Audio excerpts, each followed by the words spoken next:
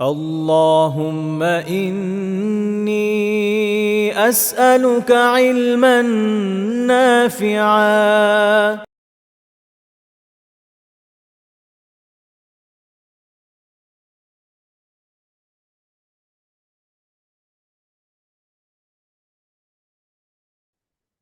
السلام عليكم ورحمة الله وبركاته. الحمد لله رب العالمين الرحمن الرحيم مالك يوم الدين، والصلاة والسلام على رسوله الأمين وعلى آله وصحبه أجمعين ومن تبعهم بإحسان إلى يوم الدين. أما بعد، فأعوذ بالله من الشيطان الرجيم. بسم الله الرحمن الرحيم. ما كان لنبي أن يكون له أسرى حتى يثخن في الأرض تريدون عرض الدنيا والله يريد الآخرة والله عزيز حكيم. لولا كتاب من الله سبق لمسكم فيما أخذتم عذاب عظيم. فكلوا مما غنمتم حلالا طيبا واتقوا الله إن الله غفور رحيم. আল্লাহ সুবহানাহু ওয়া তাআলার বিশেষ মেহেরবানি, ইলমান নাফিআর সৌজন্যে কুরআন মাজিদ পড়ি জেনে বুঝে শিরোনামে 217তম দিনের মতো কুরআন মাজিদের হালাকায় তিনি আমাদেরকে অংশগ্রহণ করার তৌফিক দিয়েছেন। আমরা আল্লাহ সুবহানাহু ওয়া তাআলার শুকরিয়া আদায় করছি, আলহামদুলিল্লাহ। আজ আমরা সূরা আনফালের 67 নম্বর আয়াত থেকে তিলাওয়াত করব। এখানে আল্লাহ রাব্বুল আলামিন বদরের যুদ্ধের কথা বলছেন। ইতিপূর্বেও আল্লাহ রাব্বুল আলামিন এই সংক্রান্ত কয়েকটি আয়াত বলেছেন যে يقللكم في أعينهم ويقللكم في أعينهم يقللهم في أعينكم ويقللكم في أعينهم ليقضي الله أمرا كان مفعولا। যে বদরের যুদ্ধে কাফেরদের সংখ্যাকে আল্লাহ রাব্বুল আলামিন মুমিনদের চোখে অল্প করে দেখিয়েছেন এবং মুমিনদেরকে কাফেরদের চোখে অল্প করে দেখিয়েছেন, যেন আল্লাহর যেটা ফয়সালা সেটা বাস্তবায়ন তিনি করেন। কাফেররা যেন আসে, যুদ্ধ সংগঠিত হয়, তা যেন ভয় পেয়ে যেন না পালিয়ে যায়, মুমিনরা যেন সাহস না হারিয়ে ফেলে। এজন্য পরস্পরকে আল্লাহ রাব্বুল আলামিন অল্প করে দেখালেন। এজন্য যুদ্ধ সংগঠিত হলো এবং যে ফয়সালা হলো, এই দিনকে বলা হয় বদরের যুদ্ধের এই দিনকে 17 রমাদানকে বলা হয় ইয়াউমুল ফুরকান, সত্য মিথ্যার মাঝে পার্থক্য করার একদিন। তো ওদিন একদিকে যেমন 70 জন কাফের নিহত হলো, অপরদিকে 70 জনকে রাসূল সাল্লাল্লাহু আলাইহি ওয়াসাল্লাম এবং সাহাবা কিরাম তারা বন্দী করলেন। এই হচ্ছে প্রথম যুদ্ধ। আত্মীয় স্বজনদের মাঝেই একরকম যুদ্ধ, যাদের সাথে আত্মীয়তার সম্পর্ক আছে তারাই যুদ্ধ। একদিকে রাসূল সাল্লাল্লাহু আলাইহি ওয়াসাল্লামের চাচা, অপরদিকে রাসূল সাল্লাল্লাহু আলাইহি ওয়াসাল্লাম। এরকম অনেক সাহাবী ছিলেন। একদিকে তাদের আত্মীয় স্বজন, তাদের সন্তান, কারো ভাই, কারো বাবা, কারো জামাতা, অপরদিকে মুমিন সাহাবীগণ। এক পরীক্ষার দিন ছিল। আল্লাহ রাব্বুল আলামিন মুমিনদেরকে পরীক্ষায় উত্তীর্ণ করলেন, সফল করলেন। যুদ্ধের ময়দানে বিজয়ের জন্য লড়াই তো চললো, যারা যারা নিহত হওয়ার তারা তো নিহত হলো।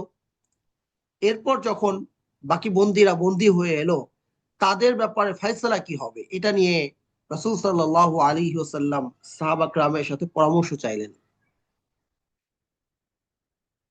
আবু বকর রাদিয়াল্লাহু তাআলা আনহু বললেন, ইয়া রাসূলুল্লাহ, আপনি তাদের প্রতি সদয় হন, তাদের কাছ থেকে ফিদিয়া নিয়ে তাদেরকে ছেড়ে দেন। তারা তারা ওখানে আপনার আত্মীয় স্বজন আছে, আমাদের আত্মীয় স্বজন আছে, এবারের মতো তাদেরকে আমরা ছেড়ে দেই। ওমর বিন খাত্তাব রাদিয়াল্লাহু তাআলা আনহু বললেন, ইয়া রাসূলুল্লাহ, এরা আপনাকে বের করে দিয়েছে, আত্মীয়তার সম্পর্ক ছিন্ন করেছে, এরা আপনাকে হত্যা করতে চেয়েছে, এদেরকে কোনো ছাড়াছাড়ি নাই, সবগুলোকে আপনার সামনে নিয়ে আসেন এবং গর্দানকে উড়ায় দেন। কদ্দিমহুম ওয়াদরিব আনাকাহুম, এদেরকে সামনে নিয়ে সামনে নিয়ে আসেন, ডাকেন, ডেকে এদের গর্দান উড়ায় দেন। ওমর বিন খাত্তাব রাদিয়াল্লাহু তাআলা আনহুর সমাধান। আব্দুল্লাহ বিন রাওয়াহা তিনি বললেন, ইয়া রাসূলুল্লাহ, আমরা যে জায়গাটায় আছি এখানে প্রচুর লাকড়ি পাওয়া যায়, সব লাকড়ি জমা করেন, আগুন ধরায় দেন, আগুনের মধ্যে সবগুলোকে ফেলেন। তো নানা রকম মতামত এলো, তিনটা মতামত। রাসূল সাল্লাল্লাহু আলাইহি ওয়াসাল্লাম উঠে গেলেন, সাহাবা কিরাম তা আলোচনা করতে থাকলেন। কেউ বললেন যে রাসূল সাল্লাল্লাহু আলাইহি ওয়াসাল্লাম আবু বকর রাদিয়াল্লাহু তাআলা আনহুর মতামত অনুযায়ী ফয়সালা করবেন, আহ, তাদেরকে হত্যার ফয়সালাই দিবেন। কেউ বললেন যে না, তাদেরকে আবু বকর রাদিয়াল্লাহু তাআলা আনহুর মতামত অনুযায়ী ফয়সালা দিবেন, তাদেরকে মুক্তিপণ দিয়ে তাদেরকে ছেড়ে দিবেন এবারের মতো। আর কেউ বলছেন যে না, রাসূলুল্লাহ মনে হয় আরো কঠিন সিদ্ধান্ত নেবেন।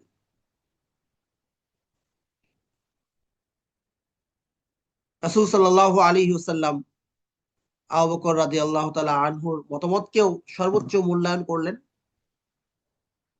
তিনি বললেন, তুমি তো ঈসার মতো, যে ঈসা আলাইহিস সালাম তার উম্মতের ব্যাপারে কিয়ামত দিন বলবেন যে ইন তুআযিবহুম, যদি আপনি তাদেরকে শাস্তি দেন, হে রব, ফাইন্নাহুম ইবাদুক, তা তো আপনারই বান্দা, আর যদি আপনি তাদেরকে ক্ষমা করে দেন, ফাইন্নাকা আনতাল আজিজুল হাকিম, তাহলে আপনিই তো মহাপরাক্রমশালী। বললেন যে তুমি তো ইব্রাহিমের মতো। এরপরে ওমর বিন খাত্তাব রাদিয়াল্লাহু আনহুকে বললেন যে তুমি তো মুসার মতো, মুসা তার সম্প্রদায় যখন তারা ঈমান আনলো না, হ্যাঁ, ফালা ইউমিনু হাত্তা ইয়ারাউল আযাবুল আলীম, যে একটা পর্যায়ে বদদুয়া দিয়ে মুসা আলাইহিস সালাম বললেন, আল্লাহ, আযাব দেখার আগ পর্যন্ত এরা যেন ঈমান আনতে না পারে। হ্যাঁ, নূহের মতো, যিনি শেষ পর্যায়ে ৯৫০ বছর দাওয়াত দিয়ে পরে বলেছিলেন যে আল্লাহ রব্বি ইন তাদারহুম ইউদিল্লু ইবাদাকা ওয়ালা ইয়ালিদু ইল্লা ফাজিরান কাফারা, যে আল্লাহ কাউকে ছাড়বেন না, যদি ছেড়ে দেন এদের পরবর্তী প্রজন্ম এরাও এই কাফেরই হবে, এরাও এই হটকারী হবে, একটাকেও ছাড়বেন না। নূহ আলাইহিস সালাম বলেছিলেন, তোমার ফয়সালা তো মতামত তো নূহের মতো। আব্দুল্লাহ বিন রাওয়াহা রাদিয়াল্লাহু তাআলা আনহুর মতামতেরও তিনি প্রশংসা করলেন। তারপর তিনি আবু বকর রাদিয়াল্লাহু তাআলা আনহুর মতামত অনুযায়ী ফয়সালা করে দিলেন যে তাদেরকে এবারের মতো মুক্তিপণ দিয়ে ছেড়ে দেওয়া হবে। তো মুক্তিপণ নিয়ে ছেড়ে দেওয়া যেটা গ্রহণ করা হচ্ছে সেটা হচ্ছে গনিমত। আল্লাহ রাব্বুল আলামিন গনিমতকে হালাল করেছেন এই উম্মতের জন্য। রাসূল সাল্লাল্লাহু আলাইহি ওয়াসাল্লাম হাদিসে বলেছেন, আমাকে ৫টি জিনিস দেওয়া হয়েছে যা পূর্ববর্তী নবীগণকে দেওয়া হয় নাই। ৫টি জিনিস যা আমাকে দেওয়া হয়েছে, পূর্ববর্তী নবীগণকে দেওয়া হয় নাই। একটা হচ্ছে যে ভীতি, মানে আমাকে দেখলেই কাফেররা তাদের একটা ভয় চলে আসে, একটা ৪০ দিন দূর থেকে এক ধরনের ভীতি তাদেরকে পেয়ে বসে। তো এই যে ভীতির একটা হাতিয়ার, এটা আল্লাহ রাব্বুল আলামিন আমাকে দিয়েছেন, যা আর কাউকে দেন নাই। হ্যাঁ, তো এটা হচ্ছে একটা ঘটনা আছে, আমরা জানি রাসূল সাল্লাল্লাহু আলাইহি ওয়াসাল্লাম যুদ্ধের ময়দান থেকে ফিরছিলেন, একটা গাছের নিচে বিশ্রাম করছিলেন। সাহাবা কেরামও বিভিন্ন গাছের নিচে বিশ্রাম করছিলেন, ছড়িয়ে ছিটিয়ে ছিলেন। রাসূল সাল্লাল্লাহু আলাইহি ওয়াসাল্লামের তরবারি একটা গাছের ডালে ঝুলানো ছিল। তো একজন কাফের এসে সেই তরবারি নিয়ে হাত ছাড়লো। হ্যাঁ, মুহাম্মদ, এবার তোমাকে কে বাঁচাবে আমার থেকে? রাসূল সাল্লাল্লাহু আলাইহি ওয়াসাল্লাম বললেন যে আল্লাহ বাঁচাবেন। হ্যাঁ, তো রাসূল সাল্লাল্লাহু আলাইহি ওয়াসাল্লামের উত্তর শুনে সেই কাফেরের হাত থরথর করে কাঁপতে থাকলো এবং তার হাত থেকে তরবারি পড়ে গেল। রাসূল সাল্লাল্লাহু আলাইহি ওয়াসাল্লাম তরবারি তুলে নিলেন এবং বললেন যে এবার বলো, কে তোমাকে আমার হাত থেকে বাঁচাবে? তো এটা দ্বারা সে বলল যে আপনি উত্তম ভাই হন। রাসূল সাল্লাল্লাহু আলাইহি ওয়াসাল্লাম তাকে ক্ষমা করে দিলেন। তো এই যে ভীতি, এটা রাসূল সাল্লাল্লাহু আলাইহি ওয়াসাল্লামকে আল্লাহ সুবহানাহু ওয়া তাআলা স্পেশালি দিয়েছিলেন। আল্লাহ তো রাসূল সাল্লাল্লাহু আলাইহি ওয়াসাল্লামকে সুপারিশের যে ক্ষমতা দিয়েছেন, পূর্ববর্তী আর কাউকে এই ক্ষমতা দেন নাই। এরকম আল্লাহ সুবহানাহু ওয়া তাআলা রাসূল সাল্লাল্লাহু আলাইহি ওয়াসাল্লামকে, তিনি বলেন, রাসূলুল্লাহ বলেন যে আমার জন্য আল্লাহ রাব্বুল আলামিন পৃথিবীকে, আমার এবং আমার উম্মতের জন্য জমিনকে পবিত্র করেছেন, মসজিদ বানিয়েছেন। অর্থাৎ মাটি শুকিয়ে গেলে পাক হয়ে যায়, আপনি যেখানে নামাজ পড়বেন সেখানেই নামাজ আদায় হয়ে যাবে। পৃথিবীর যে প্রান্তে যেখানে আপনি যান, মাটির উপর নামাজ পড়বেন, নামাজ আদায় হয়ে যাবে। মাটি পাক এবং পাককারী। পানি নাই, মাটি আছে, অজু হয়ে যাবে, তায়াম্মুম হয়ে যাবে, আপনি নামাজ পড়তে পারবেন। পবিত্র, আপনি এর উপর দাঁড়িয়ে নামাজ পড়ে নিতে পারবেন, কোনো সমস্যা নাই। এটা আল্লাহ রাব্বুল আলামিন এই তায়াম্মুমের বিধান। তারপরে এই যে যে কোনো জায়গায় নামাজ পড়ার বিধান, এই নিয়ামত, এটা এই উম্মতকে আল্লাহ রাব্বুল আলামিন দিয়েছেন। এরপরে আর কি নিয়ামত দিয়েছেন? আল্লাহ রাব্বুল আলামিন আমার জন্য গনিমতকে হালাল করেছেন। তো এই মুক্তিপণ দিয়ে যে সম্পদটা নেওয়া হচ্ছে, এটা হচ্ছে গনিমত। এটা এই উম্মতের জন্য আল্লাহ রাব্বুল আলামিন হালাল করেছেন। পূর্ববর্তী কোন নবীর জন্য আল্লাহ রাব্বুল আলামিন এটা হালাল করেন নাই। তো এরকম ৫টা নিয়ামত আল্লাহ রাব্বুল আলামিন রাসূল সাল্লাল্লাহু আলাইহি ওয়াসাল্লামকে স্পেশালি দিয়েছেন। তো মুক্তিপণ নিয়ে ছেড়ে দেওয়া হলো। আল্লাহর ফয়সালা ছিল যে আল্লাহ সুবহানাহু ওয়া তাআলার কাছে অধিক পছন্দনীয় ছিল তাদেরকে হত্যা করে ফেলা হোক। যেন ফিতনা মিটে যায়, যেন তারা ভীত সন্ত্রস্ত হয়। আল্লাহ ভালো জানেন এটা আল্লাহ সুবহানাহু ওয়া তাআলার ফয়সালা ছিল। তাকদীর এভাবেই লেখা ছিল, তাই এভাবে হয়েছে। সবগুলো আয়াত তিলাওয়াত করলে আমাদের কাছে ব্যাপারটা স্পষ্ট হবে যে আল্লাহ রাব্বুল আলামিন এখানে কি বলেছেন। এভাবে তাকদীরে ফয়সালা ছিল। কিন্তু যদি সেদিন সবাইকে হত্যা করে ফেলা হতো, তাহলে আর উহুদের যুদ্ধ সংঘটিতই হতো না। কিন্তু আল্লাহ সুবহানাহু ওয়া তাআলার এটা ফয়সালা ছিল, তাই এটা হয়েছে। রাসূল সাল্লাল্লাহু আলাইহি ওয়াসাল্লাম মুক্তিপণ নিয়ে ছেড়ে দিলেন। আব্বাস রাদিয়াল্লাহু তাআলা আনহু ৪০ উকিয়া আ স্বর্ণ মুদ্রা ৪০ উকিয়া তিনিও মুক্তিপণ দিলেন। এরকম সবাই যার মুক্তিপণ দিয়ে তাদের বন্দীদেরকে ছাড়িয়ে নিয়ে গেল। তার পরিপ্রেক্ষিতে আল্লাহ রাব্বুল আলামিন এই আয়াত নাযিল করেছেন, মা কানা লিনাবিয়্যিন আন ইয়াকুনা লাহু আসরা হাত্তা ইসলাম। বন্দী করে রাখা কোন নবীর জন্য শোভনীয় নয় যতক্ষণ না সে পৃথিবীকে ফিতনা মুক্ত করে।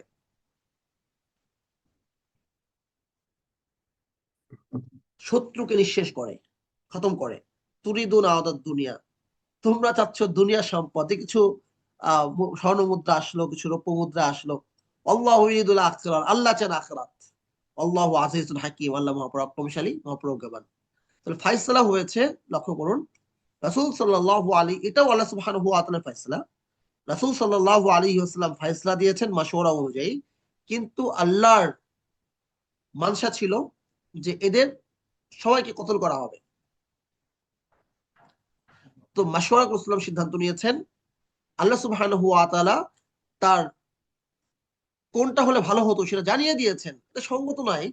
তবে লাউলা কিতাবুম মিনাল্লাহি সাবাকা, যদি আল্লাহ সুবহানাহু ওয়া তাআলার পক্ষ থেকে আ কিতাব পূর্বে সংরক্ষিত না হতো, বা পূর্বে যদি সিদ্ধান্ত, মানে আল্লাহ সুবহানাহু ওয়া তাআলার পক্ষ থেকে যে লাওহে মাহফুজে লেখা আছে সেটা যদি পূর্বে না থাকতো, লামাসসাকুম ফিমা আখাযতুম আযাবুন আযীম, তাহলে তোমরা যে গনিমত নিয়েছো এবং মুক্তিপণ নিয়েছো সেজন্য বিরাট আযাব তোমাদেরকে স্পর্শ করত।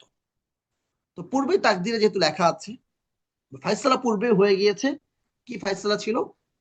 তা মুফাসসিরিন কিরামগণ দুটো মত দিয়েছেন। গ্রহণযোগ্য মত হচ্ছে যে ফায়সালা এটাই যে এই উম্মতের জন্য আল্লাহ রাব্বুল আলামিন গনিমতকে হালাল করেছেন। যেহেতু হালাল করেছেন, সিদ্ধান্ত যেটা নেওয়া হয়েছে সেটা সর্বোত্তম সিদ্ধান্ত না হলেও সেটা হালাল সিদ্ধান্ত, সেটা জায়েজ সিদ্ধান্ত। তা যেটা নিয়েছেন তা হালাল নিয়েছেন। যেহেতু হালাল নিয়েছেন, সেহেতু এই হালাল গ্রহণ করার কারণে তাদেরকে কোনো আযাব স্পর্শ করে নাই। যদি হালাল না হতো তাহলে এটা হারাম হতো, যেমনটা পূর্ববর্তী উম্মতের জন্য গনিমতকে হারাম করা ছিল। আর এই যুদ্ধের আগ পর্যন্ত গনিমত হালাল না হারাম এই ব্যাপারে কিন্তু আল্লাহ রাব্বুল আলামিন, এটাও একটা ফিকহুস সিরার গুরুত্বপূর্ণ একটা ব্যাপার, যে রাসূল সাল্লাল্লাহু আলাইহি ওয়াসাল্লামের কাছে তো ওহী আসে। রাসূল সাল্লাল্লাহু আলাইহি ওয়াসাল্লামের কাছে ওহী আসে। তিনি যে সিদ্ধান্ত নেন আল্লাহ সুবহানাহু ওয়া তাআলার পক্ষ থেকে নেন, তারপরেও তাহলে তিনি এখানে এই ফয়সালা কেন করলেন, পরামর্শ কেন করলেন? দেখুন, এটাও গুরুত্বপূর্ণ একটা ব্যাপার, যে সমস্ত কিছুর ব্যাপারে সাধারণ মত হচ্ছে সেটা হালাল, সেটা জায়েজ, যদি না সেটা হারাম হওয়ার ব্যাপারে কোনো বিধান আসে। প্রত্যেকটা ব্যাপার নিয়ে আলাদা করে যেখানে প্রশস্ততা আছে, আল্লাহ নিষেধ করেন নাই, সেখানে আপনি খুঁটে খুঁটে মুরগি খাওয়া হালাল। এখন আপনি জিজ্ঞেস করছেন, ইয়া আল্লাহ, দেশি মুরগি এটা হয়, আস্তে আস্তে বুঝলাম হালাল। সোনালী মুরগি যেটা ফার্মের মতো, মানে যেটাখানে মানে ঘরে বন্দি করে পালা হচ্ছে, এটাও কি হালাল? হ্যাঁ, এটাও হালাল। আচ্ছা, তাহলে এই যে মানে প্রযুক্তির সাহায্যে এখন যে ব্রয়লার মুরগি তৈরি করা হচ্ছে, এটাও কি হালাল? দেখেন, এই প্রশ্নগুলো বনী ইসরাঈলের স্বভাব। যেমনটা তারা গরুর ক্ষেত্রে করেছিল। আল্লাহ বলেছেন, আন তাযবাহু বাকারা, ইন্নাল্লাহা ইয়া'মুরুকুম আন তাযবাহু বাকারা। মুসা আলাইহিস সালাম জানালেন যে আল্লাহ সুবহানাহু ওয়া তাআলা তোমাদেরকে আদেশ করছেন তোমরা একটা গরু জবাই করবে। জবাই করলেই হয়ে যেত। তারা খুঁটে খুঁটে জিজ্ঞেস করতে শুরু করলো, মা লাউনুহা, এর রং কি হবে? হ্যাঁ, এই গরুটা মাহিয়া, এর প্রকৃতি কেমন হবে? নানা ধরনের প্রশ্ন করতে থাকলো। এর বনী ইসরাইলের স্বভাব। তো যেহেতু এটা নিষেধ করা হয় না গনিমতের মালের ব্যাপারে, স্বাভাবিকভাবে এই উম্মতের জন্য হালাল। রাসূল সাল্লাল্লাহু আলাইহি ওয়াসাল্লাম তাই আলাদা করে আল্লাহ সুবহানাহু ওয়া তাআলাকে জিজ্ঞেস করেননি।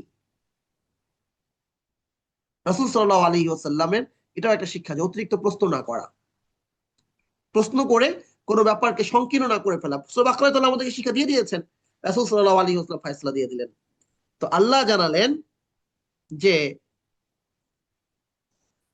যদি এটা ফয়সালা না হয়ে থাকতো এই উম্মতের জন্য হালাল, তাহলে আযাব স্পর্শ করতো তোমাদেরকে, তোমরা ধ্বংস হয়ে যেতে। লাউলা কিতাবুম মিনাল্লাহি সাবাকা, যদি আল্লাহর পক্ষ থেকে পূর্বে ফয়সালা না হয়ে থাকতো, আহ, তাহলে সাবাক লামাসসাকুম ফিমা আখাযতুম, তোমরা যা কিছু গ্রহণ করেছো সেক্ষেত্রে তোমাদেরকে স্পর্শ করতো আযাবুন আযীম, বিরাট আযাব। কিন্তু গনিমতের মাল যেহেতু হালাল, তোমরা তো হালাল জিনিসই গ্রহণ করেছো, তো এজন্য আযাব তোমাদেরকে স্পর্শ করলো না। আল্লাহ সুবহানাহু ওয়া তাআলা যে ফয়সালা নেওয়া হয়েছে এটাকে আল্লাহ রাব্বুল আলামিন মেনে নিলেন এবং এটাকে আল্লাহ সুবহানাহু ওয়া তাআলা বলবৎ রাখলেন।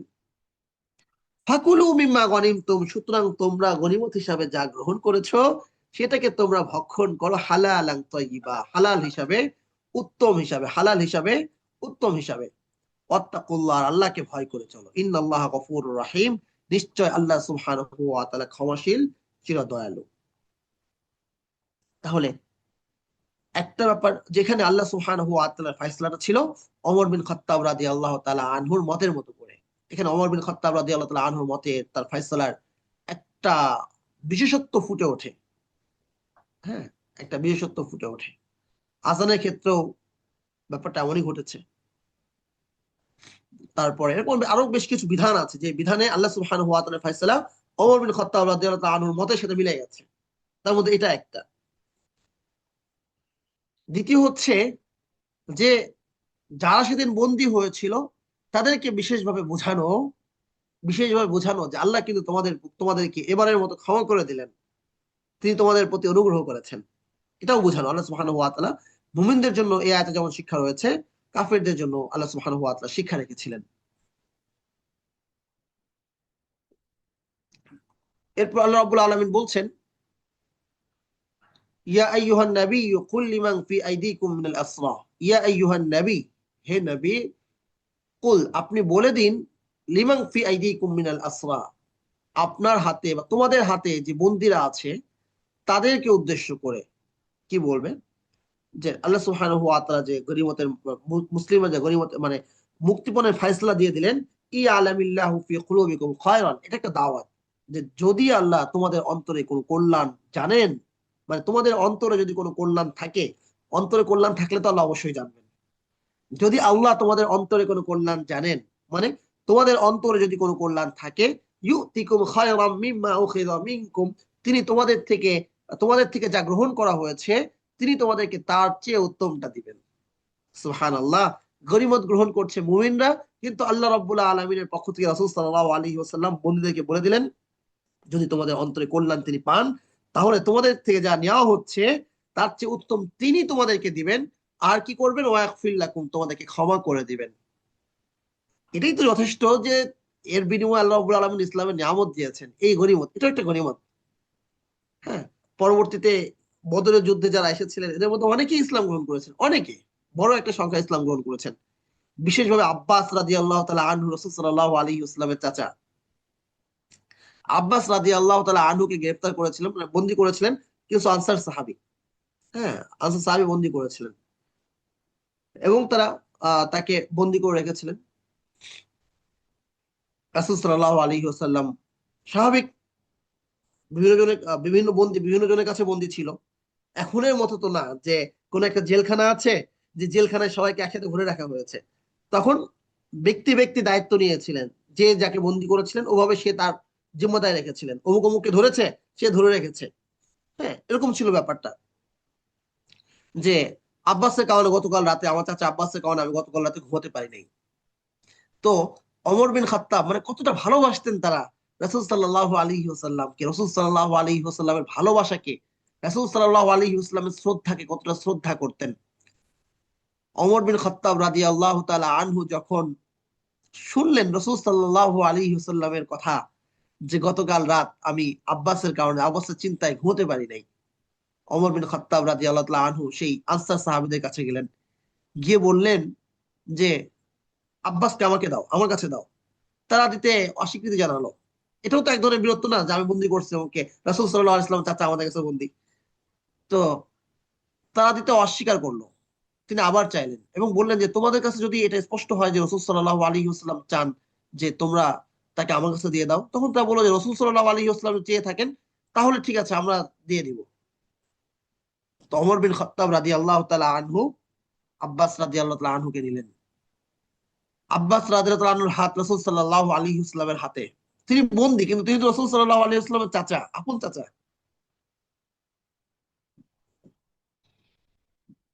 রাসূল সাল্লাল্লাহু আলাইহি ওয়াসাল্লামের চাচার হাত ওমর বিন খাত্তাব রাদিয়াল্লাহু তাআলা আনহুর হাতে। ওমর বিন খাত্তাব রাদিয়াল্লাহু তাআলা আনহু বলছেন, আব্বাস, আব্বাস আমার বাবা খাত্তাব, ওমর বিন খাত্তাব তো আমরা বলি, তো ওমর রাদিয়াল্লাহু তাআলা আনহুর বাবার নাম ছিল খাত্তাব। আব্বাস, খাত্তাব ইসলাম গ্রহণ করেছে, এই সংবাদের চেয়ে আমার কাছে অধিক পছন্দনীয়, এই সংবাদের চেয়ে আমার কাছে অধিক আনন্দের সংবাদ যে আব্বাস ইসলাম গ্রহণ করেছে। কারণ আপনার ইসলাম গ্রহণের জন্য, আপনার কল্যাণ কামিতার জন্য রাসূল সাল্লাল্লাহু আলাইহি ওয়াসাল্লামের মাঝে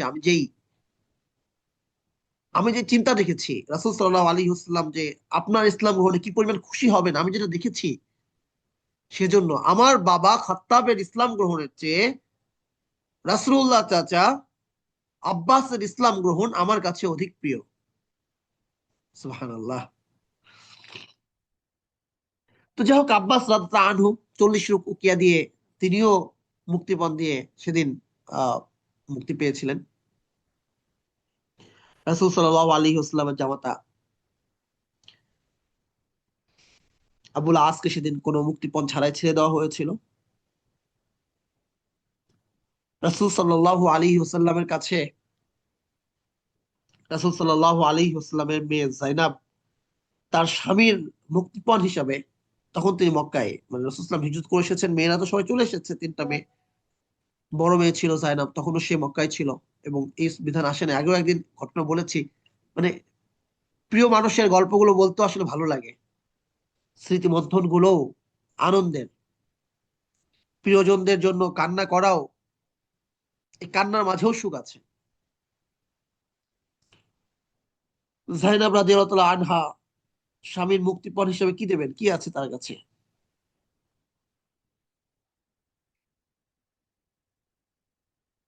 তার গলায় যে স্বর্ণের হারটা ছিল, নেকলেস, সেটা তিনি পাঠিয়ে দিলেন স্বামীর মুক্তিপণ হিসাবে।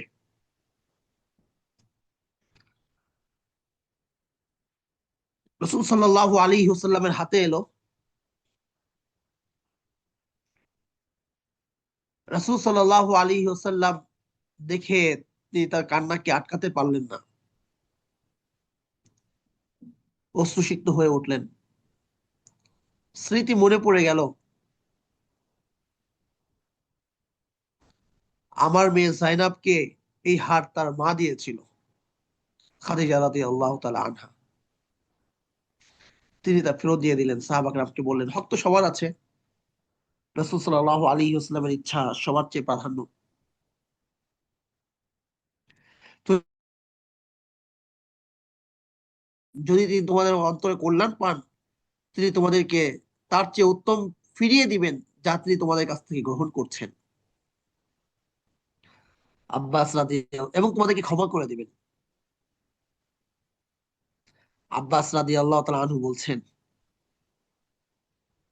আমি 40 উকিয়া দিয়ে সেদিন আমি সেদিন ছাড়া পেয়েছিলাম। আল্লাহ আমাকে কতটুকু কল্যাণ দিয়েছেন, আজ আমি 40টা দাসের মালিক। 40 উকিয়া নিয়েছেন, আমাকে 40টা দাস দিয়েছেন। যেহেতু উত্তম সম্পদটাও দিয়েছেন, আমি আশা করছি আর একটা যে নিয়ামত, ক্ষমা, তিনি আমাকে এটাও দিবেন।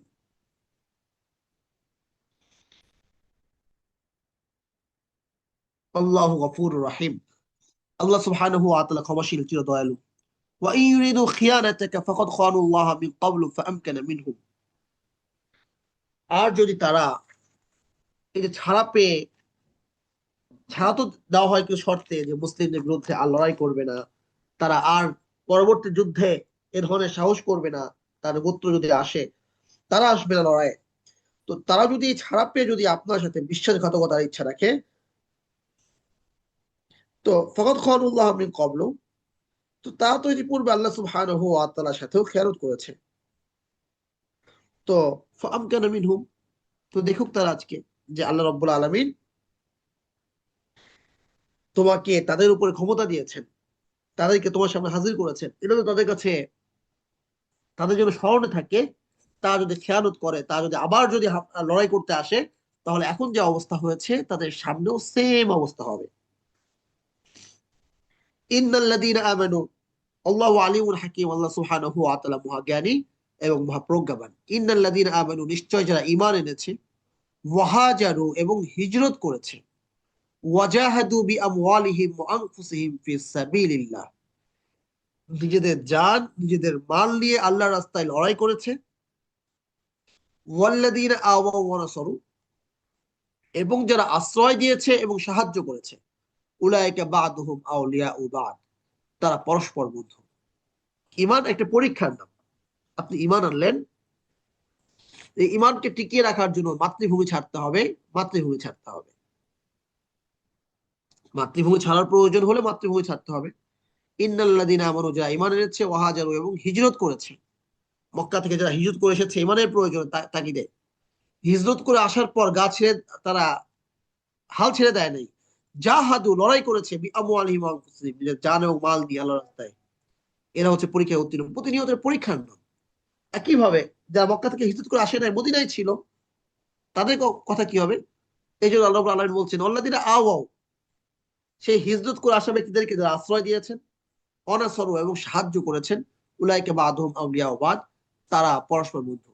হিজরত যেমন ইসলামের জন্য প্রয়োজন, জিহাদ যেমন ইসলামের জন্য প্রয়োজন, ঠিক যাদের কাছে হিজরত করে আসা হবে তাদেরও দায়িত্ব হচ্ছে একইভাবে নুসরাত করা, একইভাবে তাদেরকে আশ্রয় দেওয়া। সুতরাং রিফিউজিদের ব্যাপারে বিশ্বের কিছু মূলনীতি আছে, জাতিসংঘের কিছু নিয়ম নীতি আছে, আল্লাহ রাব্বুল আলামিনের পক্ষ থেকে মুমিনদের জন্য কিছু বিধান আছে। তার মধ্যে এটি হচ্ছে, যদি কোনো মুমিন হিজরত করে আসে, তাকে আশ্রয় দিতে হবে, এটা তার জন্য ফরজ। হিজরত করা যেমন কখনো কখনো ফরজ ঈমানের জন্য, কখনো কখনো আশ্রয় দেওয়াও ফরজ। ইকামতের দ্বীনের জন্য আমরা অনেক সময় মনে করি ইকামতের দ্বীন কিভাবে হবে। ইকামতের দ্বীনের জন্য, দ্বীন কায়েমের জন্য যেমন দাওয়াত দেওয়া ফরজ। আমি ঈমান আনলাম, আমল করলাম, এনাফ নয়, আমাকে কি করতে হবে? দাওয়াত দিতে হবে। দাওয়াতটা হবে কেমন? ইকামতের দ্বীনের দাওয়াত হবে নিঃশর্ত। ইকামতের দ্বীনের দাওয়াত হবে নিঃশর্ত। দাওয়াত হবে কোন ধরনের লুকোছুপি, গোপনীয়তা ছাড়া। আপনি যখন তাওহীদের কথা বলবেন, তখন আপনি আল্লাহ সুবহানাহু ওয়া তাআলা যে নামগুলো বলবেন, তার মধ্যে এটাও বলতে হবে হাকিম, আল্লাহ হাকিম। এই হাকিম মানে হচ্ছে আল্লাহর ফয়সালা চলবে, আল্লাহর বিধান চলবে, আল্লাহর আইন চলবে। আপনি যদি মনে করেন এই কথা বললে আপনাকে জঙ্গি বলবে, তাইলে এই জন্য আপনি বলবেন না। এর নাম দাওয়াত না, এর নাম দাওয়াত না। এখন তো আমরা দাওয়াতের ক্ষেত্রে গোপনীয়তা অবলম্বন করি, রাজনীতি করতে গিয়ে ইসলামকে গোপন করি। যে কথা শুনলে সুশীল সমাজ আমাকে মানে আমার বিরুদ্ধে ট্যাগ দিবে, সেই কথা আমি বলি না। যে কথা শুনলে আমার 10টা ভোট কমবে, সেই কথা আমি বলি না। হ্যাঁ, তো প্রথম হচ্ছে দাওয়াতের ক্ষেত্রে কোনো গোপনীয়তা রাখা যাবে না। তো মক্কার মুশরিকরা আল্লাহ ছাড়া কারো ইবাদত করা যাবে না এই কথা স্পষ্ট করে, আল্লাহর ইবাদত করো, এতটুকু বলে তো কোনো সমস্যা নেই, ঠিক আছে, লাত উজ্জার ইবাদত করি, তার সাথে আল্লাহর ইবাদত করবো। প্রথম পর্যায়ে এতটুকু বলতে পারতেন না? প্রথম পর্যায়ে আল্লাহর ইবাদতের পাশাপাশি সমস্ত লাত উজ্জা সহ যত দেবতা আছে, হবল তবল থেকে শুরু করে সবাইকে অস্বীকার করে ফেলা হয়েছে, মানাত থেকে শুরু করে সবাইকে অস্বীকার করে ফেলা হয়েছে, কাউকে মানা যাবে না। তো দাওয়াতের পরিস্থিতি সংকীর্ণ হয়ে গেছে, দাওয়াতের ক্ষেত্র সংকীর্ণ হয়ে গেছে, তাই বলে কি রাসূল সাল্লাল্লাহু আলাইহি ওয়াসাল্লাম দাওয়াতের অবস্থান যেন সংকীর্ণ না হয়, যেন আরো প্রসারিত হন, এই জন্য কিছু গোপন করেছেন? না। দ্বিতীয় হচ্ছে দাওয়াত দেওয়া, দাওয়াতের ক্ষেত্রে কোনো ধরনের গোপনীয়তা না রাখা। দুই, যদি প্রতিবন্ধকতা আসতে থাকে তাহলে আর যদি টিকে থাকা না যায়, যদি তারা হামলা করতে চায় তো লড়াই করা, যদি লড়াই সমাধান হয় যে না আমরা এমন জায়গায় আছি লড়াই করে এখন জিতে যাবে না, আমরা টিকতে পারবো না, দিনের কাজ করতে হবে যান বাঁচিয়ে। যান বাঁচিয়ে মানে ইচ্ছা করে না মরে সর্বোচ্চ চেষ্টা করা যে আমি বাঁচবো এবং আমি যা চাই সেটাকে বাস্তবায়ন করব। মানে আমি আমার যান বাঁচানোর জন্য হককে ছেড়ে দেবো না, আমি আমার জানকে সর্বোচ্চ বাঁচানোর চেষ্টা করে হককে প্রতিষ্ঠার চেষ্টা করব। একটা হচ্ছে জানের জন্য হককে ছেড়ে দেওয়া, না এটা না। আরেকটা হচ্ছে যে হকের জন্য জান দেওয়া দরকার, জান দিয়ে দিলাম হকের যাই হয় হোক, এটাও না। হক যেখানে আছে সেখান থেকে আমি উঠানোর চেষ্টা করব আমার জানের সর্বোচ্চটুকু দিয়ে, যদি জান চলে যায় তাহলে যাক, কিন্তু আমার চেষ্টা করতে হবে আমার জানকে বাঁচিয়ে সর্বোচ্চ উপরে উঠানো। ফলাফলটা গুরুত্বপূর্ণ, উদ্দেশ্যটা গুরুত্বপূর্ণ। আল্লাহ কালিমাতিল্লাহ। আমার মনে হয়েছে, উদাহরণ হিসেবে বলছি, আমার মনে হয়েছে জিহাদ যেহেতু ফরজ, দিন কায়েমের জন্য জিহাদ একটা মাধ্যম, সুতরাং তরবারিটা নিয়ে আমি রাস্তায় একজন ইসলাম মানে একজন পুলিশকে আমি ধরে জবাই করে ফেললাম। আচ্ছা, জবাই করলাম, একজন পুলিশ জবাই হলো, এই সিস্টেম বদলে যাবে না। আমি যে পুলিশকে জবাই করেছি সেই পুলিশও হয়তো বা সে জালেম, সে কোনো মাজলুম ব্যক্তিকে গ্রেফতার করেছে, হতে পারে না? হতে পারে। তাই বলে কি আমার এই হত্যাটা বৈধ হয়ে যাবে, এই হত্যাটা জাস্টিফাইড হবে? হ্যাঁ, আলেমকে গ্রেফতার করেছে, আলেমকে কতল করেছে, ফাঁসি দিয়েছে, এমন একজন পুলিশকে হয়তো বা আমি ধরে হত্যা করলাম, কিন্তু আমি যা চাচ্ছি আল্লাহ কালিমাতিল্লাহ সেটা হবে না, কারণ সিস্টেম বদলাবে না, আর সে আমাকেও হত্যা করে ফেলবে। তো আমি না আমার নিজেকে বাঁচানোর চেষ্টা করেছি, না আমি আল্লাহ কালিমাতুল্লাহকে উপরে তোলার চেষ্টা করেছি, এটা সিস্টেম নয়। আবারও বলছি, দাওয়াতকে তার সর্বোচ্চ পর্যায়ে দেওয়া লুকোছবি ছাড়া। দুই, যদি সেই জায়গাটা সংকীর্ণ হয়ে যায়, হ্যাঁ, যদি সেটা মনে হয় যে না এই দাওয়াতকে দাওয়াতের পথকে অবারিত রাখার জন্য ইয়ালাউ কালিমাতুল্লাহর জন্য এই মুহূর্তে জিহাদ সমাধান, জিহাদ করে আমি ইয়ালাউ কালিমাতুল্লাহ আমি করতে পারবো, আমি যেটা চাই ইয়ালাউ কালিমাতুল্লাহ হবে, হ্যাঁ, এবং আমার জান সেফ রাখার মতো ওয়ে আছে, এখানে কিন্তু আপনার হাত পা বাঁধা, এটা একটা সমাধান ইয়ালাউ কালিমাতুল্লাহ জিহাদ, তখন জিহাদ ফরজ হবে। না আপনি দাওয়াতও দিতে পারতেছেন না, এটা জিহাদের ক্ষেত্রও না, আল্লাহ বলছেন তোমার এখানে থাকার দরকারটা কি, হাজারো তুমি হিজরত করে চলে যাও। এক নোয়াখালীর বক্তা বয়ান করছেন, তো এমন সময় একজন মানুষ তায়াম্মুল মাসলা বলছেন, দাঁড়াইছেন, দাঁড়ায় বলছেন যে একটা গল্প, যে হুজুর এমন একটা জায়গায় গেলাম যেখানে পানিও নাই আবার মাটিও নাই, আপনি বলছেন পানি না থাকলে পানি দিয়ে উজু করতে হবে, পানি না থাকলে মাটি দিয়ে উজু করতে হবে, তো পানিও নাই মাটিও নাই, তখন আমি কি করব? হ্যাঁ, প্রশ্নটাই বাঁকা। তো হুজুর বললেন যে বেয়াদব তোর ওখানে যেতে বলছে কে? যেখানে পানিও নাই, যেখানে মাটিও নাই, বেয়াদব তোকে ওখানে যেতে কে বলেছে? তো আপনি দাওয়াতও দিতে পারছেন না, আপনি জিহাদও করতে পারছেন না, আপনার ওয়ে কি? আপনার ওয়ে হচ্ছে হিজরত। আপনি আমল করতে পারছেন না, আপনি দাওয়াত দিতে পারছেন না, জিহাদ করতে পারছেন না, হাত পা তো ছেড়ে দিয়ে বসে থাকার সুযোগ নেই, আপনি হিজরত করে চলে যান। কিন্তু আফসোসের ব্যাপার হচ্ছে দিনকে আমরা গৌণ মনে করে অনেক জায়গায় আমরা এমন এমন জায়গায় আমরা মাইগ্রেট করছি, চলে যাচ্ছি, কিংবা সেখানে গিয়ে সিটিজেনশিপ নিচ্ছি যেখানে দিন মানা তুলনামূলকভাবে কঠিন, তবুও যাচ্ছি আমরা পার্থিব জগৎকে প্রাধান্য দেওয়ার জন্য। না, এটা ওয়ে না। আমি হয়তো কোনোভাবে বেঁচে যাবো, কিন্তু আমার পরবর্তী প্রজন্ম, সে তো খ্রিস্টানদের সঙ্গে উঠা বসা করবে, সে তো বিজাতিদের সঙ্গে উঠা বসা করবে, তাদের কালচার তার কাছে ডাল ভাত মনে হবে, ছোটবেলা থেকে সেটা দেখে অভ্যস্ত, তার কাছে দিন মানাটা হীনমন্যতায় রূপান্তরিত হবে। এটা ওয়ে না, এটা সমাধান না। তো যাই হোক, যেটা আমরা বলছিলাম যে কখনো হিজরাত, কখনো জিহাদ, কখন আর সর্বাবস্থায় দাওয়াত, সর্বাবস্থায় দাওয়াত, কখনো হিজরত, কখনো জিহাদ।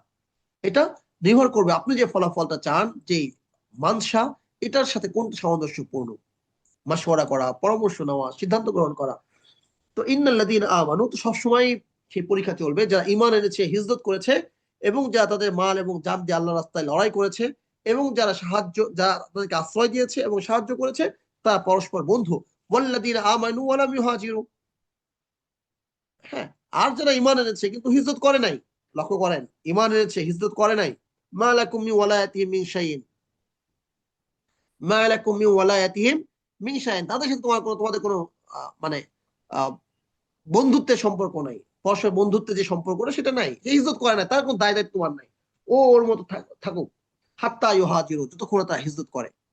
হ্যাঁ, তো আমরা যখন বললাম যে ইন্ডিয়ার পণ্য বয়কট করতে হবে, হ্যাঁ ইন্ডিয়ার পণ্য বয়কট করতে হবে, কাশ্মীরে যখন তারা একের পর এক হামলা শুরু করলো, তখন এক ভাই বললেন যে ইন্ডিয়ায় কি মুসলিমরা বসবাস করে না? বসবাস তো করে, তারা তো বসবাস করতে বাধ্য। এখন তাকে মতো নাই যে আপনি চাইলে আর দেশে চলে যাবেন।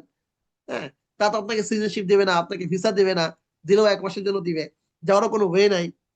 ভিন্ন জিনিস, তারা বাধ্য। তো বলছে যে ওখানে কি মুসলিমরা থাকে না, তাহলে আপনি কেন বয়কট করবেন? তারা থাকে, তারা বাধ্য।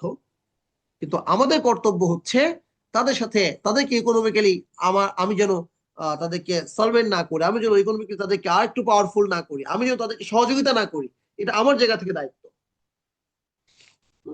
তো মালাকুম মিন ওয়ালায়াতিন, যারা হিজরত ঈমান এনেছে কিন্তু হিজরত করে নাই, তাদের সাথে তোমাদের কোনো বন্ধুত্বের সম্পর্ক নাই যতক্ষণ তারা হিজরত করে। ওয়া ইন তানসারুকুম ফিদ-দীনি ফালাইকুম নাসরু, আর যদি তারা তোমাদের কাছে সাহায্য চায় দিনের ব্যাপারে, আমাদেরকে সাহায্য করো, তাহলে তোমাদের কর্তব্য হচ্ছে তাদেরকে সাহায্য করা। ইল্লা আলা কওমিন বাইনাকুম, তবে এমন সম্প্রদায়ের বিরুদ্ধে তোমাদের থেকে সাহায্য করতে পারবে না, বাইনাকুম ওয়া বাইনাহুম মিসাক, তোমাদের মাঝে এবং যাদের মাঝে কি আছে, কোন একটা চুক্তি আছে, চুক্তি লঙ্ঘনের তো সুযোগ নেই।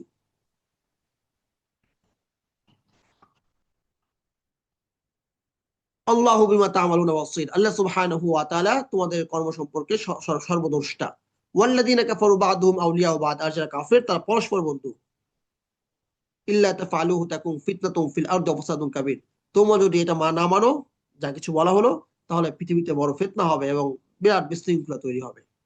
ওয়াল্লাযীনা আমানু ওয়া হাজারু ওয়া জাহাদু ফি সাবিলিল্লাহ, যারা, ওই যে বললাম ঈমান হচ্ছে সর্বপ্রস্থায় পরীক্ষার নাম, যারা ঈমান এনেছে, হিজরত করেছে, আল্লাহর রাস্তায় লড়াই করেছে, যারা সাহায্য করেছে, যারা আশ্রয় দিয়েছে এবং সাহায্য করেছে, উলাইকা হুমুল মুমিনুনা হাক্কা, এরাই সত্যিকার অর্থে মুমিন।